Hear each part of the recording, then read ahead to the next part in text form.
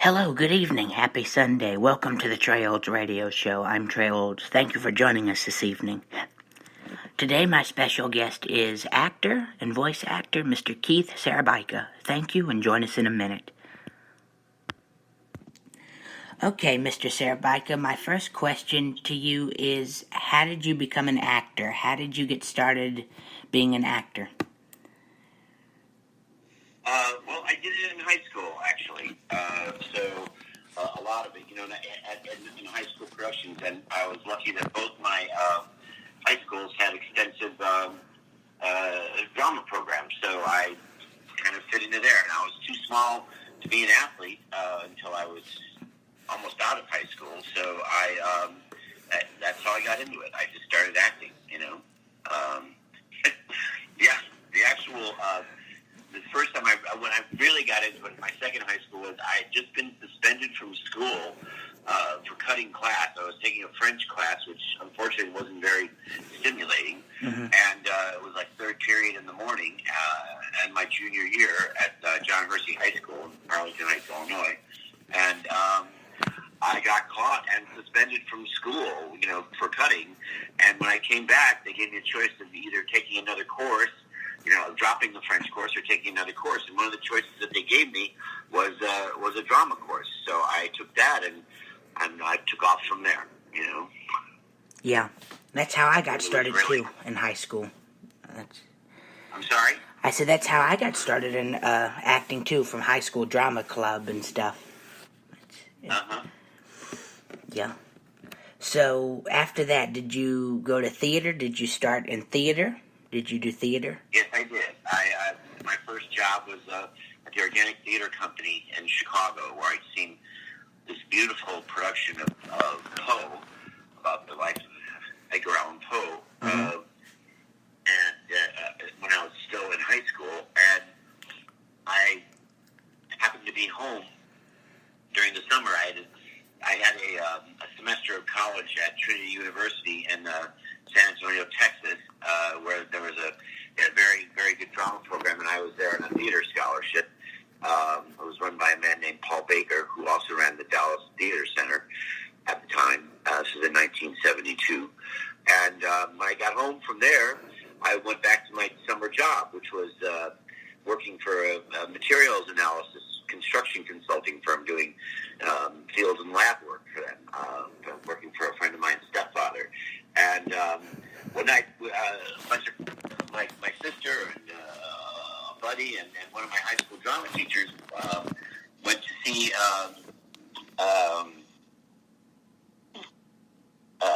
what was the name of it now? I'm trying to remember. Death of a Salesman at Arlington Park Theater with Jack Warden in the part of Willie Loman. And it was an incredible performance, and I was very moved by it. And I was suddenly, it was like a late matinee performance, like a 5 p.m. performance. And when it was over, around 8 o'clock, I dropped my sister and my friends and my teacher off, and I said, I just got to go. I got to go. And I drove down. I didn't know where I was going. It was like I'd been called. And I drove down to Lincoln Avenue in Chicago, where I had seen Poe that year at the Body Politic Theater, at the Organic at the Body Politic, and I had seen the original production of Grease another time on that same street at a different theater. And it was sort of where the hotbed of Chicago off-loop theater was at the time. And so I get in front of the Body Politic, and just as the crowd is letting out, and I went, oh my God, I have got to stop smoking pot. I sat there banging my head against the light pole, saying how stupid I was to myself. And then I get there was a tap on my shoulder, and I turn around, and it was a very short man, and he goes, can I help you? Are you okay? I go, oh no, I'm okay. So you sure? I go, yeah, I'm fine. He says, well, can I help you? I go, maybe. Because, are you looking for anybody? I go, this is where they did Poe last year, right? And he goes, yes, And I go, oh, okay. I'm looking for someone here, And he goes, well, who?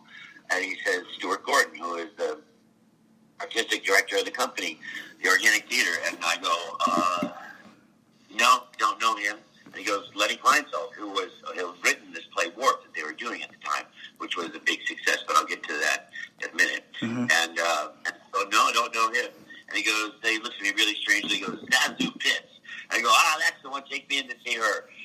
So he takes me in, and we're in this exterior anteroom, which is called the rug room.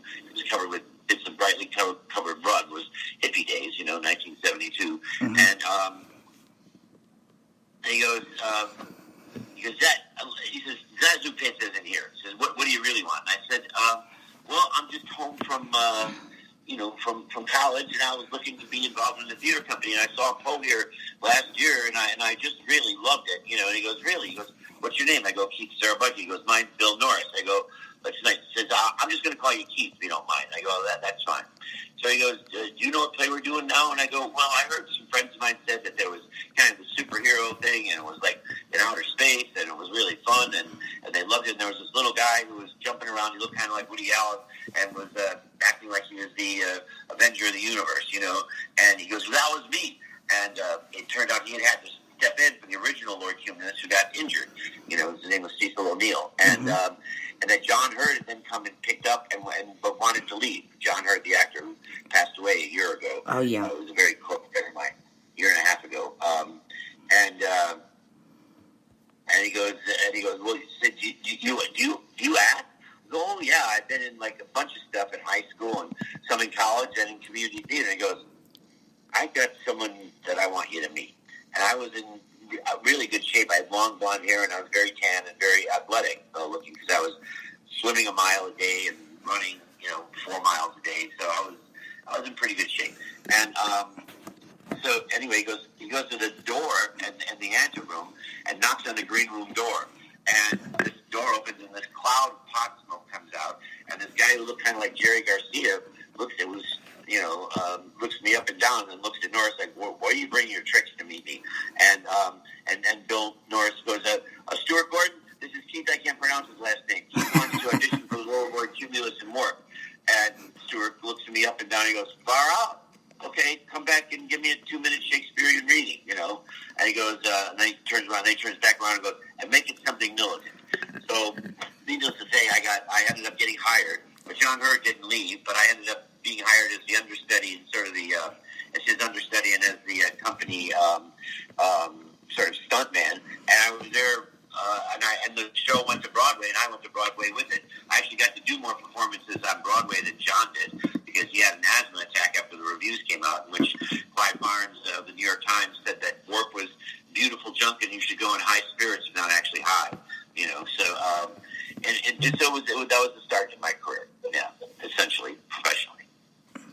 Then I worked on and off at the Organic for the next 6 years, and in Chicago theater while I went to the University of Chicago. Yeah, I love theater. I've done theater. I moved to New York when I was in Bleacher Bums, which I was a co-author of and was in the original production. And we went and did it in New York, and I stayed in New York after we did it. Yeah, I love theater. Go ahead. Nothing. You left theater? I'm sorry. I said I love theater. I started in theater, and I love theater because the audience reaction, you get it like that, and the audience is different each time you perform.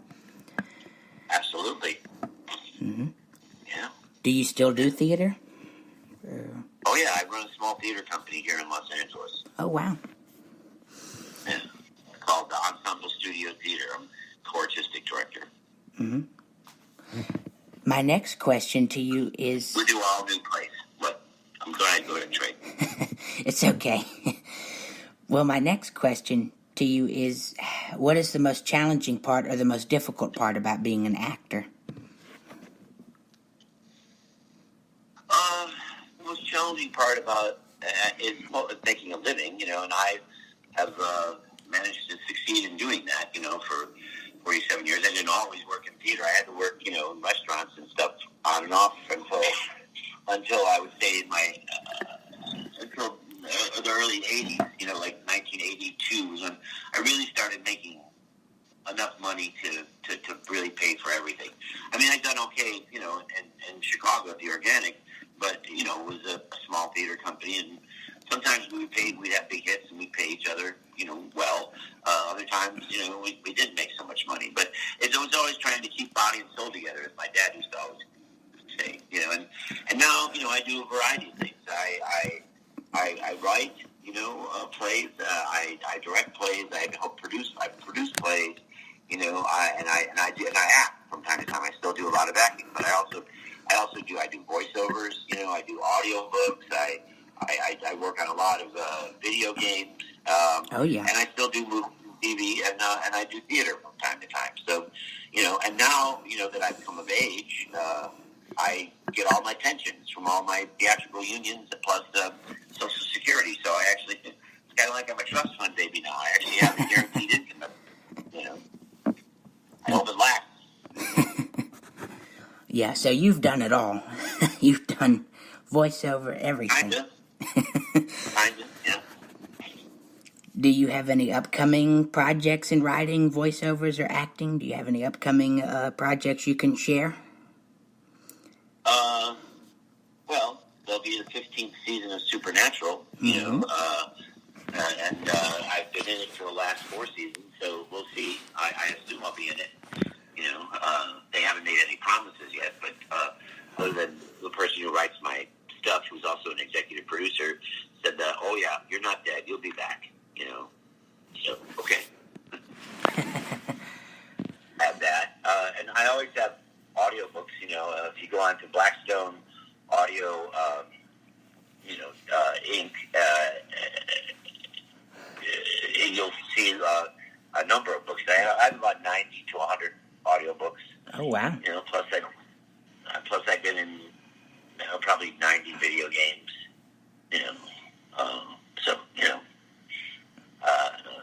You can look at my IMDb and you'll find that.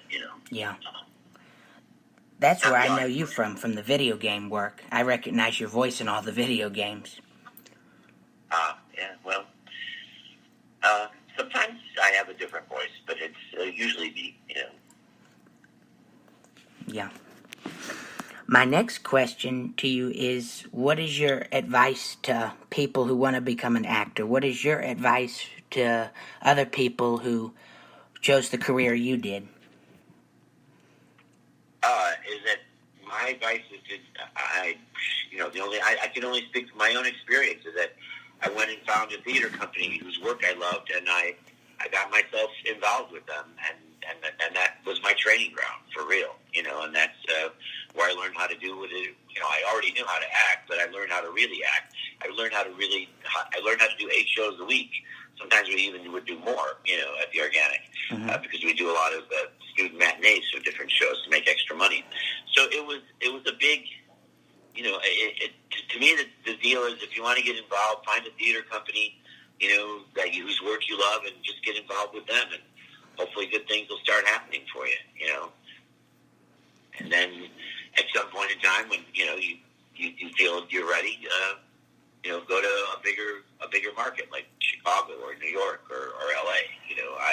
I never wanted to live in LA. I always wanted to live in New York. But my now ex-wife wanted to move to LA, so that's what I did 26 years ago. And but I've made my peace with it. My children were raised here, I do fine here. Not the same as New York, but it's still fun. Yeah. Well, California is a good place for acting work. One of the great places for acting work, theater, television. So. Yeah, I think New York is really good too. Especially if you're involved in theater at all. I mean, it's incredible. It's incredible work that's being done. Especially off Broadway. Oh yeah. Well, Mr. Szarabajka, it's been a pleasure talking to you and hearing about your career, and thank you for letting me interview you. It's been a pleasure.